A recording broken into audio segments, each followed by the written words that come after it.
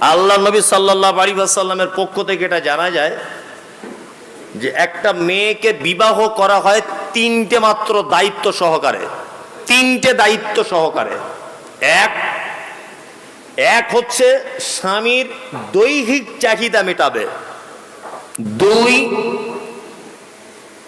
দুই নম্বর হচ্ছে স্বামীর অনুপস্থিতিতে তার সম্পদের হেফাজত করবে।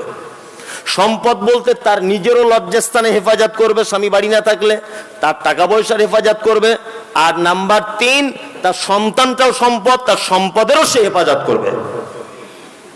আর নাম্বার 3, সন্তান ধারণ করবে নারী, মা হবে।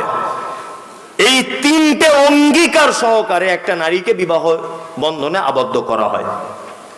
সন্তান প্রতিপালনের জন্য সর্বপ্রথম ভূমিকা থাকতে হবে তার মায়ের।